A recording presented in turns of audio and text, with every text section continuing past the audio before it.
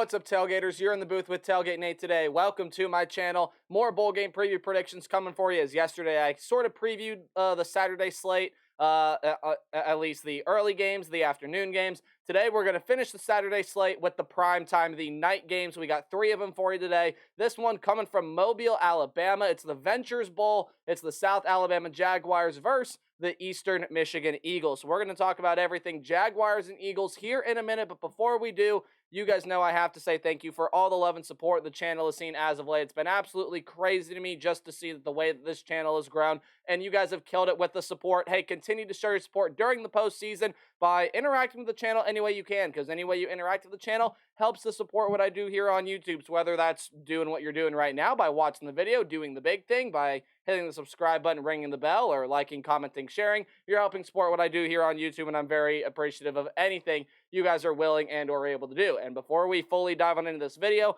as I've said with all my bowl game videos, sometimes it can be a little tricky to determine who's opted out, who's entered the transfer portal, things like that. So Jaguar fans, Eagles fans, I have a list out, and we'll see, or I should say, I have a list here, and if you guys feel like a name was missed, or there's a name that comes up later that I'm not aware of right now, as of recording this video, put it in the comment section. I'd be greatly appreciative to hear whatever you guys have to say. But anyways, that was a pretty messy intro. Hopefully the video is not as messy. Let's dive on in to this game here. It should be a fairly entertaining game. Both of these teams probably fell well below expectations, and for one team, it's maybe a surprise to a lot of people that they're even in a bowl game, but we'll talk about why here in a second. First off, let's start off with the designated road team. That's the South Alabama Jaguars. Man, it really felt like this team had a lot more preseason expectations to do some very, very good things this season, possibly even be a 10-win team, maybe even be that team that comes out of the group of 5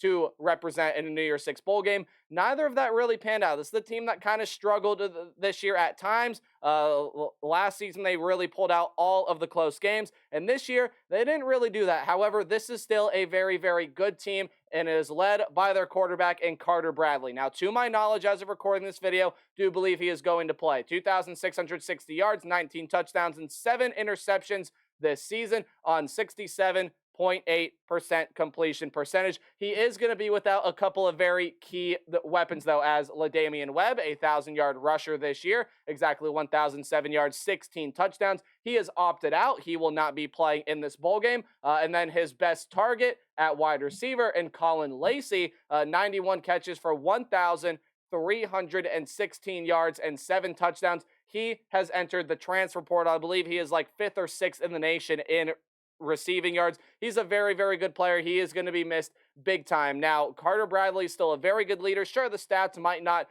show to what he is fully capable of, but behind Webb and behind Lacey are some really good running backs, some really good wide receivers that I think are going to get to shine in this game, with Carter Bradley still being that quarterback there. Now, when you take a look at some other things offensively, hey, pretty good offense on third down. However, they do have a tendency to turn the football over, especially in their losses. And it's an offensive line that isn't the best in pass protection, but it is a defense that is really, really good, not only in being able to get pressure to the quarterbacks. They have 27 sacks this year. That's 2.25 sacks per game. They also have a really good rush defense as well. And to my knowledge, really no one notable on the defensive end will not be playing in this game here for the South Alabama Jaguars. This is a really, really good defense, of course, led by that defensive front, and an absolutely stout linebacking group led by their leading tackler in Quentin Wilfon, 6.5 sacks, 81 tackles. Both of those marks lead the team. But this secondary has a lot of very good moments as well. They have 27 passes defended,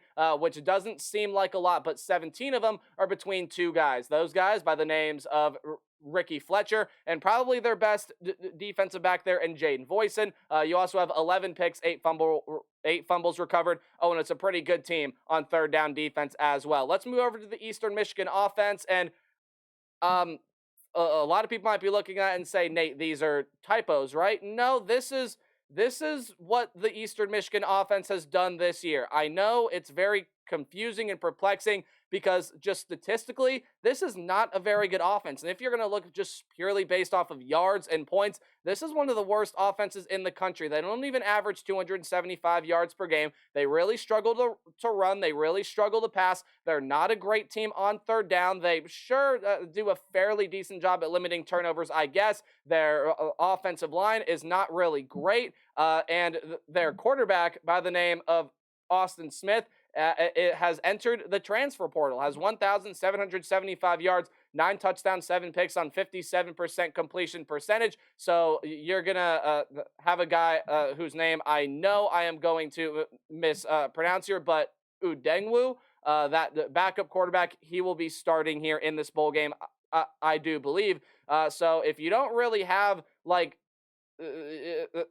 again, if you don't have your starting quarterback and you're not that good of an offense already, how do you really get things moving offensively? Well, I'll tell you. When this offense is efficient, meaning the run game is hitting, they have a very good running back there in Samson Evans. Hasn't had the kind of season that I think a lot of people thought that he was going to have, but still a really good year. 635 yards on 4.5 yards per carry and 12 touchdowns. Hey, that's not a bad season there at all. Samson Evans is a really, really good talent. And when you take a look at some guys in this wide receiver room, I mean, yeah, you got some pretty good talent in this wide receiver room, but the offense has to be efficient. It has to be able to find its marks. Doesn't have a downfield passing game. The mid-range works really, really well for Eastern Michigan. We'll talk more about that in a minute.